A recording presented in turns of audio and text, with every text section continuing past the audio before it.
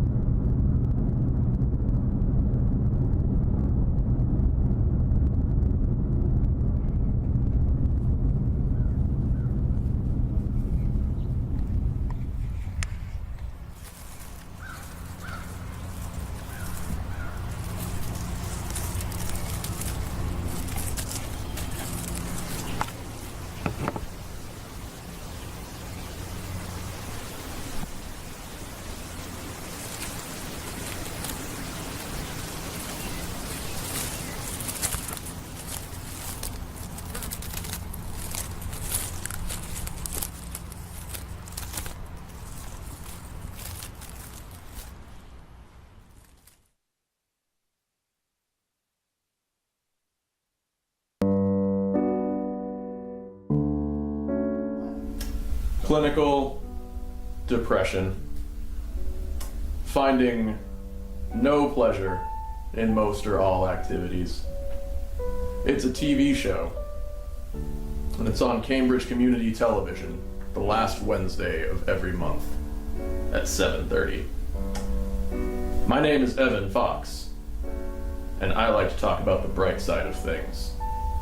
The bright side of OCD, the bright side of the fear of leaving your house, and the bright side of filming a commercial, and the fear that it brings.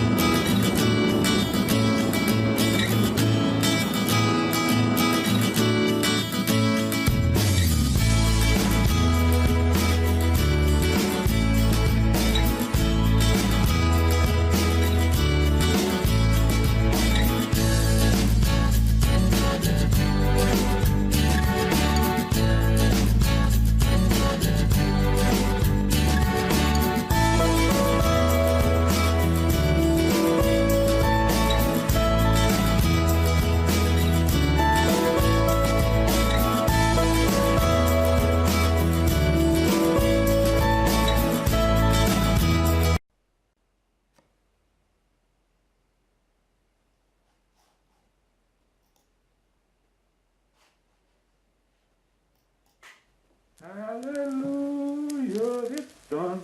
I believe on the Son. I am saved.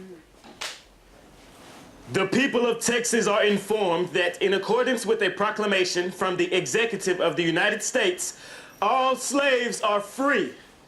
This involves an absolute equality of personal rights and rights of property between former masters and slaves, and the connection heretofore existing between them becomes that between employer and hired labor.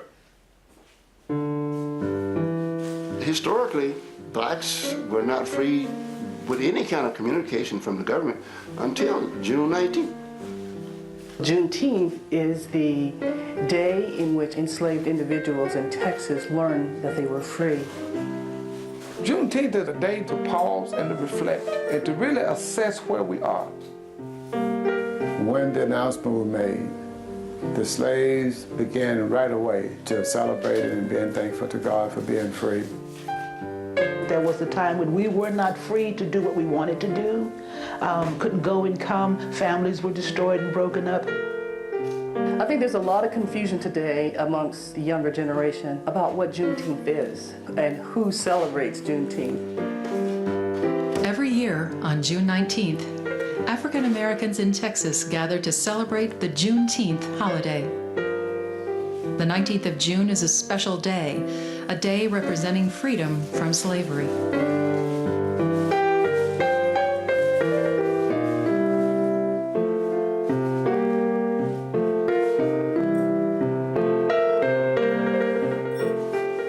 It all began in 1865 when Union soldiers led by Major General Gordon Granger landed at Galveston, Texas.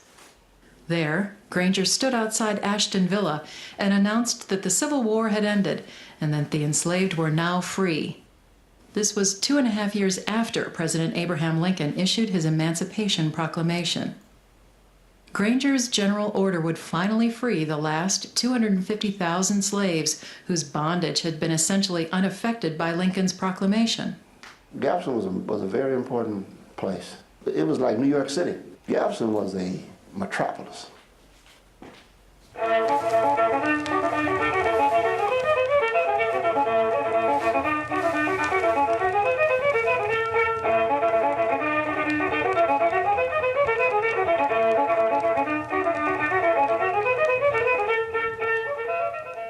Abraham Lincoln's Emancipation Proclamation, as important as it was then, and in some ways it's become even more important as a statement of the United States since that time, it really was symbolic in many ways, because when he issued it in January 1863, it did not go into effect. In other words, the South or the Confederates did not free their slaves at that time. It had little effect in Texas because communication got that kind of slow. There were no federal troops in this part of the nation, so there was nobody to enforce the Emancipation Proclamation. The issue here in Texas is that the Union Army was not in control, and slaves were not fools, and they were not suicidal.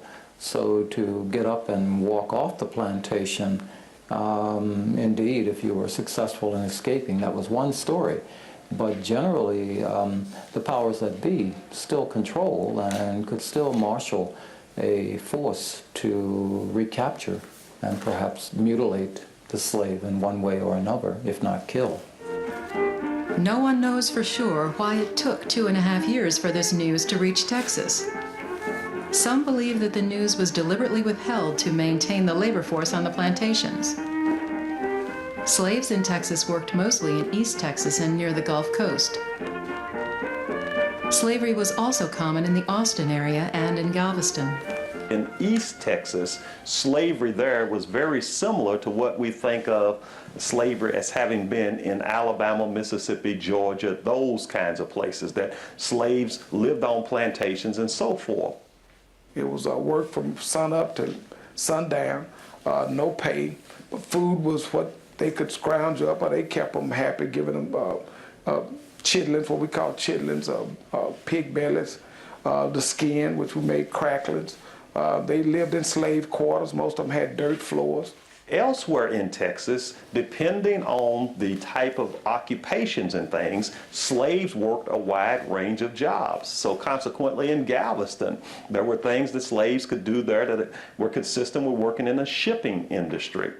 In places like Austin, there's urban slavery. So consequently, slavery was an integral, a very important part of Texas society during that time period.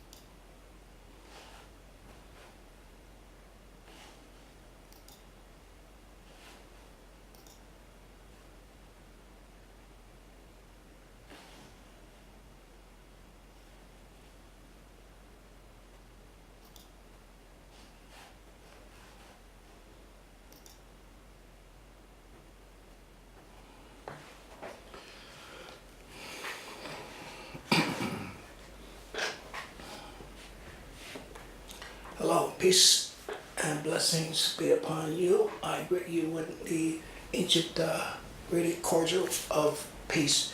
And welcome to another episode of the History, Your Human Service News and Information. I'm Hassan Rashid, host, and I'll be here with you for a few more minutes. Okay, that opening video was a kind of long one, and we experienced some technical difficulties at the beginning of the broadcast, but actually and gratefully, we're here with you once again. This is your Human Service News and Information, and once again, I'm Hassan Rashid, your host. And that opening video was a depiction of the Juneteenth celebration. You know, Juneteenth is approximately 3 days away. Some folks started 2 days away, but I think here in Massachusetts it starts on the 17th, 18th, 19th, and they run through the weekend. Whole celebration of Juneteenth. So I have a rundown of the Juneteenth events, some of the Juneteenth events in our local area and in neighboring areas. So stay tuned for that. I got another thing I want to remind you, because next time that you see me, this will be in effect, and that's the summer solstice. That's on June 21st. The summer solstice.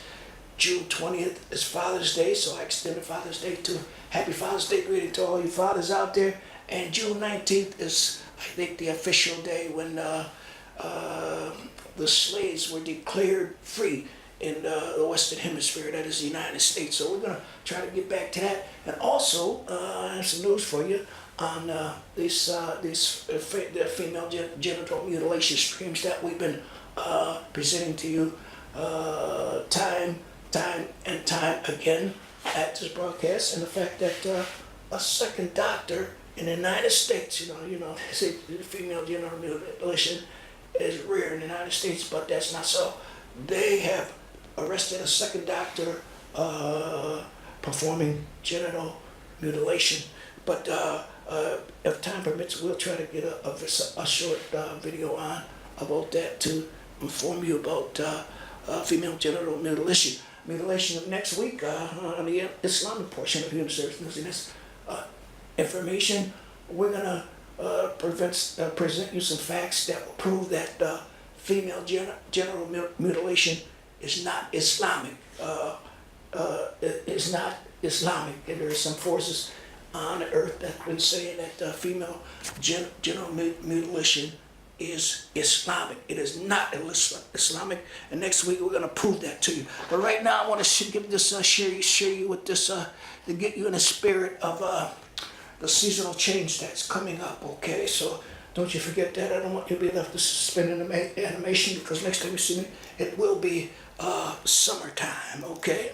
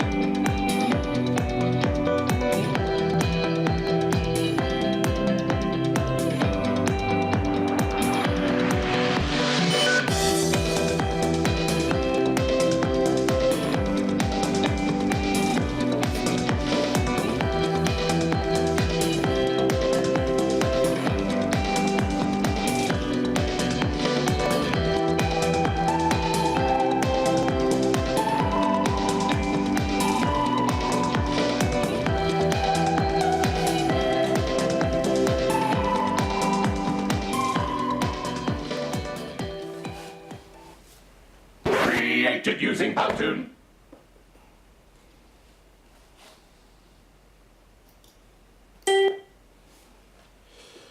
Okay, we're going to try to share with you some information on Juneteenth activities as they unfold locally and regionally. Well, to begin with, the music ministry of Union Baptist Church in Cambridge here cordially invites you to a concert of Black sacred music in commemoration of Juneteenth, June 19th, 1865. Three distinguished artists from the faculty of Berkeley College of Music will be featured. Nadelka Prescott, Donna McElroy on vocals, and Dennis Montgomery on vocals and Hammond organ. That's Saturday, June 17, 4 p.m. Location, St. Episcopal Church, right next to the Cambridge Post Office, Mass Avenue. It's right up the street here from CCTV. Okay, and there is handicap accessibility. So the cost is free, donations accepted. That's the Music Ministry of Union Baptist Church cordially invites you to a concert of Black sacred music in Cambridge on June 19, 1865, and the location is St. Peter's Episcopal Church, right next to the post office on Mass Avenue here, right in Cambridge. Okay,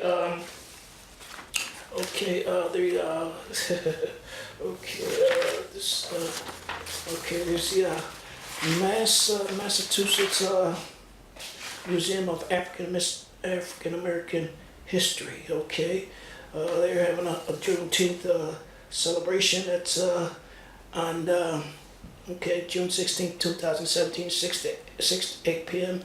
and they're located at 46 Joy Street, Boston, Massachusetts. Okay.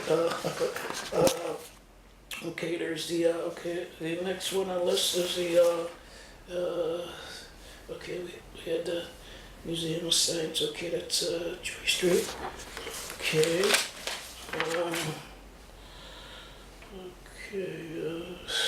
St. Peter's Episcopal, we've been there. Okay, Juneteenth, June 24th. That's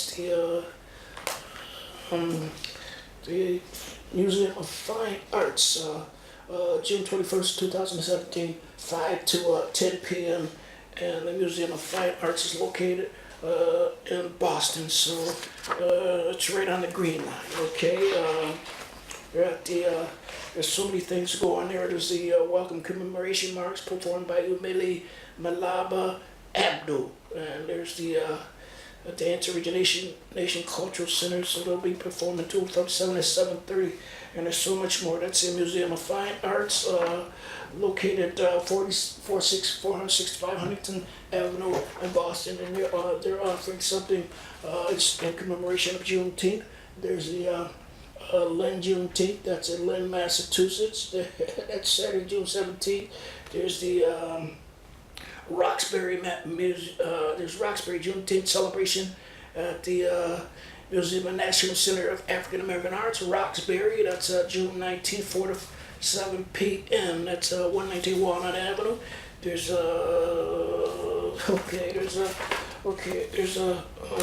there's an annual. I think it's Mount Auburn Cemetery. I don't know what date, but there's always an annual Juneteenth celebration there. So if you can, I guess you can go to City Hall website, all that information, because time doesn't permit me to go a step further with sharing you Juneteenth. But so happy Juneteenth, I leave you with that. And also, I leave you with happy Father's Day and happy Soul Ties. Okay, that's honoring Black fatherhood during Father's Day. That's very important. Okay. So I'm Hassan Rashid. Until next time, I'll leave you with this fact that you should always keep your nose clean, play it straight, and don't forget to assist someone in need of your help. Okay, so until next time, peace be unto you.